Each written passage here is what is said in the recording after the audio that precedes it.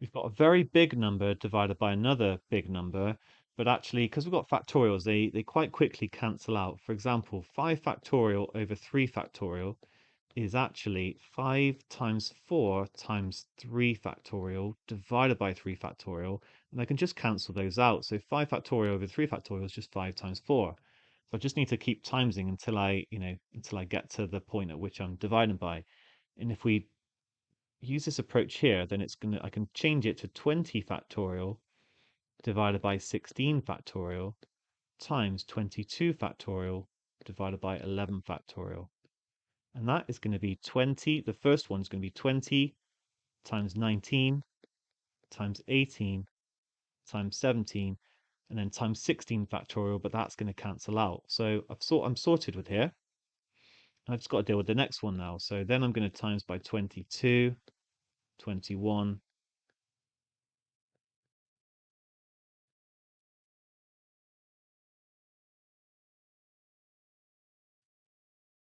all the way down to 12.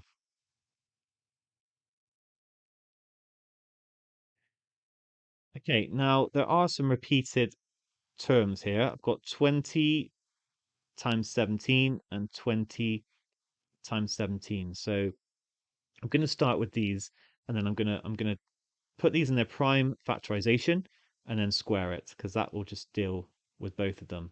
So 20 is 2 squared times 5, 19 is prime, 18 is 3 squared times 2, and 17 is prime.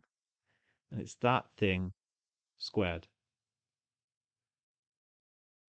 Then I'm going to times by 2, 11, 3, and 7. Okay, I've already dealt with that. 2 to the 4, that's what 16 is. 3 times 5, 2 times 7, 13 is prime, and 12 is 2 squared times 3. Okay, I could even try and add the factors from here, but I just want to simplify it as much as possible. Now, I've got all these are distinct except that I've got 2 squared times 2, so I can get rid of that and increase the power over here, 2 to the 3. And then when I square it, it's going to become 2 to the 6, and then 5 squared. Okay, because instead of timesing them all together and then squaring, I can just square them each separately.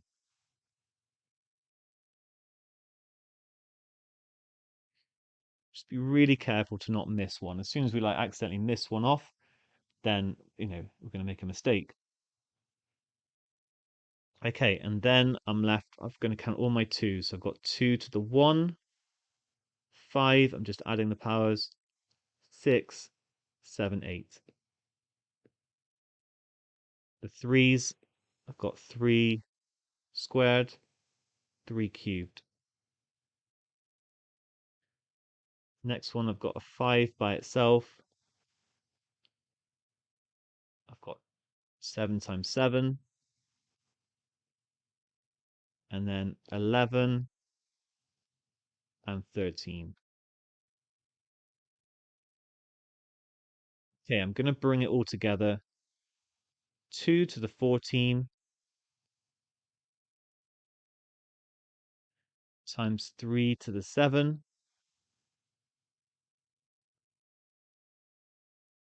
times 5 cubed times 7 squared times 11 times 13 times 17 squared times 19 squared. Whew, okay, so how many prime factors do we have that are not necessarily distinct? We just need to add the powers together and then work out what n times n minus 2 is. So add the powers. I've got 14, 21, 24, 25, 26, 27, 28, 29, 30, 31, 32. So n is equal to 32, and then 32 times 30. 32 times 3 is 96, so it's going to be 960.